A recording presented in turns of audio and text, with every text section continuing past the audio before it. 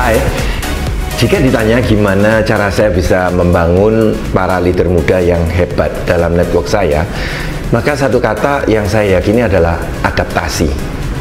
Saya pun beradaptasi saat menghadapi bagaimana perilaku mereka, bagaimana cara mereka berpikir, dan menurut saya semakin sulit tantangan itu saya hadapi, maka semakin layak hasil yang akan saya dapatkan. Dan selain itu, saya menyadari bahwa hidup ini seperti serangkaian ujian demi ujian.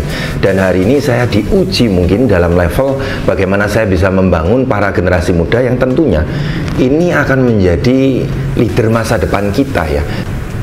Mereka generasi muda ini adalah anak-anak hebat, anak-anak yang luar biasa, anak-anak yang punya masa depan cerah. Itu yang selalu saya tanamkan, sehingga saya tidak melihat apa yang menjadi kekurangan mereka seperti dibahas oleh banyak orang di luar sana. Kalau orang-orang mungkin membahas mereka katanya generasi tempe, generasi instan gitu ya toh.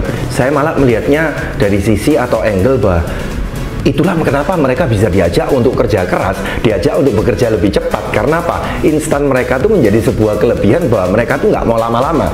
Tetapi tentunya kita arahkan dengan proses yang benar.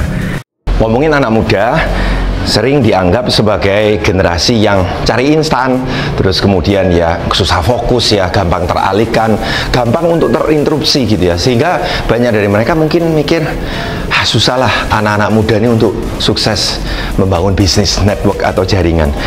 Menurut saya pandangan itu salah besar ya, karena generasi muda dengan banyaknya informasi yang dia dapat dan kecepatan dia untuk belajar, itu justru memungkinkan mereka itu memiliki kesempatan yang jauh lebih besar dibanding dengan kita semua.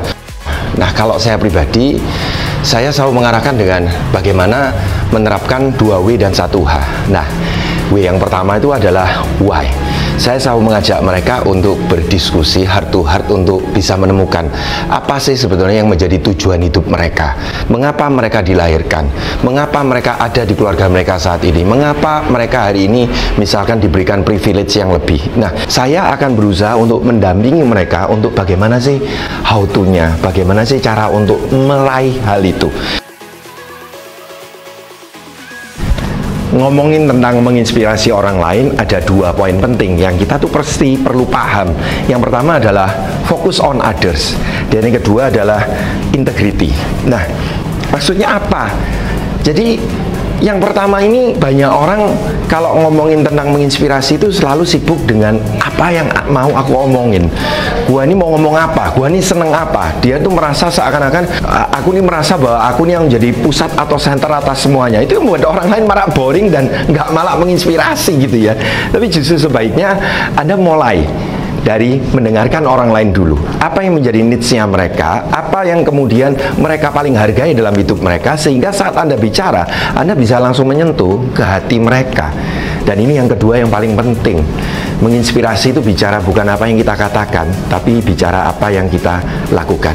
Itulah kenapa integritas itu yang paling penting sekali. Saya membaca sebuah quotes bahwa action speaks louder than words.